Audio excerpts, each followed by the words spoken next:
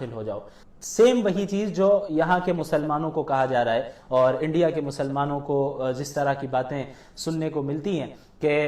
یا تو انڈیا چھوڑ کر چلے جاؤ یا گھر واپسی کرو، ٹھیک یہی معاملہ حضرت شعیب علیہ السلام کی قوم کے ساتھ بھی ہوا۔ یعنی ملک ہندوستان کے مسلمانوں کے ساتھ جو چیزیں ہو رہی ہیں یہ کوئی نئی چیز نہیں ہے، پچھلے مومنین کے ساتھ بھی ایسا ہو چکا ہے۔ تو حضرت شعیب علیہ السلام کی قوم نے انہیں کیا کہا، یا تو آپ ہمارے مذہب کو واپس اختیار کر لیجئے، اور آپ کو کے جو ماننے والے ہیں انہیں بھی چاہیے کہ ہمارے مذہب کو آپ اختیار کر لیں، یعنی گھر واپسی کر لیں،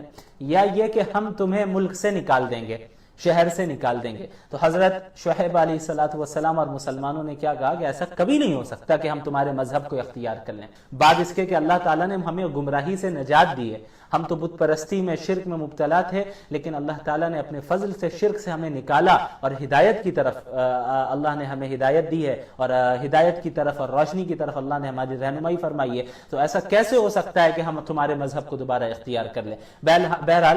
ان کی قوم نے جو ہے ان کا انکار کیا، کرتے رہے، لیکن اللہ رب العالمین نے انہوں نے دعا کی کہ ربنا افتح بیننا وبین قومنا، کہ یا اللہ آپ ہمارے اور ہماری قوم کے درمیان آپ فیصلہ فرما دیجئے۔ تو اللہ تعالیٰ نے اپنے فیصلے سے اپنے حکم کے مطابق ان کی قوم کو زلزلے کے ذریعے ختم کیا، اور اپنے گھروں میں وہ قوم جو ہے ان کی اوندھے پڑے رہ گئی۔ اللہ کے عذاب، اللہ تعالیٰ سے، اللہ کے نبی سے اور مسلمانوں سے ٹکرانے کا یہی انجام ہوتا ہے۔ اس کے بعد اللہ تعالیٰ نے ایک دستور بیان کیا کہ وما ارسلنا فی قریۃ من نبی الا اخذنا اہلها بالبأساء والضراء لعلهم يضرعون، کہ اللہ رب العالمین کی یہ سنت ہے، یہ طریقہ ہے کہ جب بھی کسی قوم میں اللہ نے نبی کو بھیجا ہے اور پھر اس نبی کا لوگوں نے انکار کیا، تو پھر اللہ تعالیٰ پہلے اس قوم کو فقر و فاقے میں اور مصیبتوں میں گھیر دیتا ہے اور اس سے آزماتا ہے، تاکہ شاید یہ اللہ کی طرف رجوع کر لیں ان پریشانیوں کی وجہ سے۔ لیکن جب دیکھتے ہیں اللہ تعالیٰ کہ نہیں، یہ رجوع نہیں کر رہے ہیں،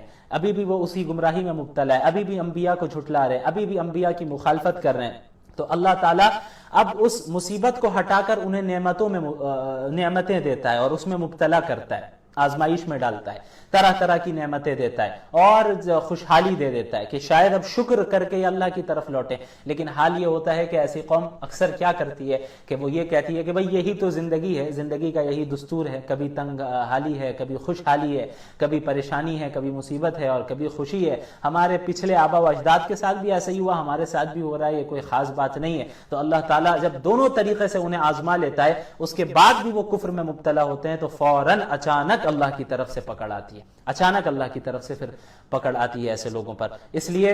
اللہ رب العالمین سے ہمیں بھی ڈرنا چاہیے کہ اگر ہمارے پاس نعمت ہے تو ہم یہ نہ سمجھیں، ہم سرکش نہ بنتے چلے جائیں کہ یہ نعمت ہم نے اپنے علم اور اپنی قدرت سے حاصل کی ہے اور کبھی یہ ختم نہیں ہونے والی، بلکہ اللہ سے ڈرتے رہنا چاہیے کہ یا اللہ اس نعمت کو خیر ہمارے لیے بنا، اس نعمت کو ہمیں عذاب کے طور پر اس نعمت کو ہمیں نہ عطا کر، بلکہ ہمیں اپنے دین پر عمل کرنے والا بنا۔ بہرحال اس کے بعد آیت نمبر 103 سے حضرت موسیٰ علیہ السلام کی جو داستان ہے اور جو واقعہ ہے فرعون کے ساتھ، اس کا ذکر شروع ہوتا ہے۔ یہاں پہ حضرت موسیٰ اور فرعون کے درمیان جو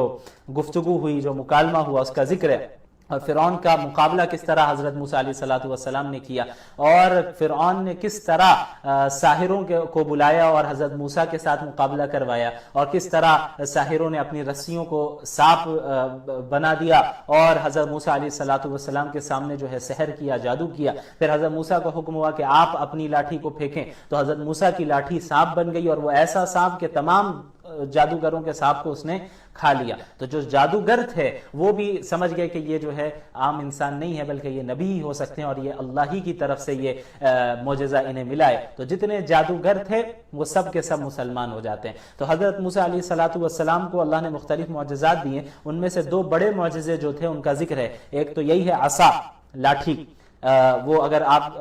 علیہ السلام اگر کسی پتھر پر مارتے تو وہاں سے پانی کا چشمہ بہہ پڑتا، اور سمندر پر جب انہوں نے مارا تو سمندر کے دو حصے ہو گئے۔ اس کے علاوہ ساحروں کے سامنے جب انہوں نے لاٹھی پھینکی تو وہ سانپ بن گئی وہ لاٹھی۔ اس کے علاوہ دوسرا بڑا معجزہ ید بیضا ہے۔ ید بیضا کا کیا مطلب کہ حضرت موسیٰ علیہ السلام کو ایک معجزہ یہ بھی دیا گیا تھا کہ آپ علیہ السلام جب اپنے ہاتھ کو اپنے بغل کے نیچے رکھتے اور پھر اسے نکالتے تو ان کا ہاتھ سورج کی طرح چمکنے لگتا، روشنی بالکل ایک دم بہت تیز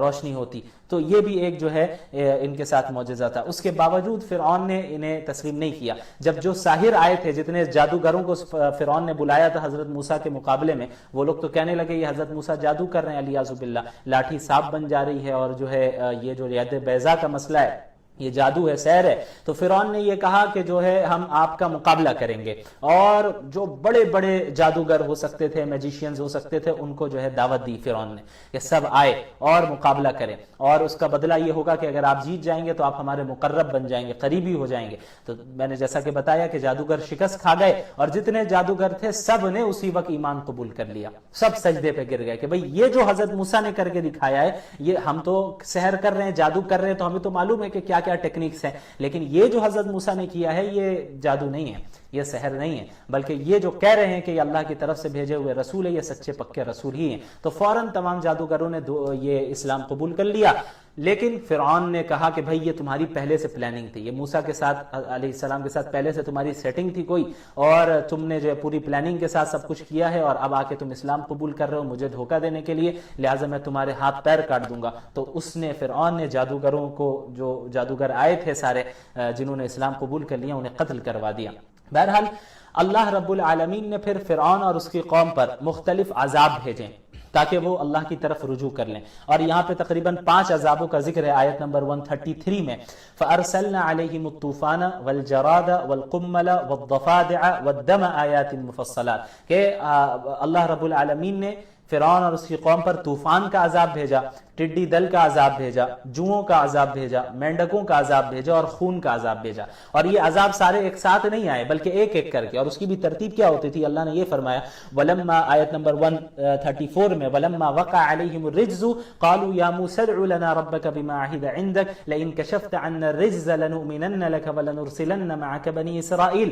کہ جب بھی ایک عذاب آتا، یہ جتنے بھی عذاب کا ذکر ہوا ہے اس میں سے کوئی بھی ایک عذاب آتا تو اب یہ لوگ کہنے لگتے حضرت موسیٰ علیہ السلام سے کہ بھئی ایسا ہے کہ آپ اپنے رب سے دعا کیجئے کہ یہ عذاب ختم ہو جائے، اگر یہ عذاب ہٹ جائے گا تو پھر ہم آپ پر ایمان لے آئیں گے اور بنی اسرائیل کو آپ کے حوالے کر دیں گے. تو اللہ تعالیٰ کے نبی حضرت موسیٰ دعا کرتے ہیں اور وہ عذاب ہٹتا، پھر یہ لوگ سرکشی میں آ جاتے اور پھر جو ہے حضرت موسیٰ کا انکار کرتے. تو پھر اللہ نے دوسرا عذاب بھیجا، پھر یہی کہتے کہ حضرت موسیٰ پھر دعا کیجئے، آپ دعا کریں، اگر یہ عذاب ہٹے گا تو اب ایمان لے آئیں گے. تو 2 بار 3 بار 4 بار اس طرح وہ کرتے رہے. بہرحال پھر اللہ تعالیٰ نے حضرت موسیٰ علیہ السلام اور بنی اسرائیل کو فرعون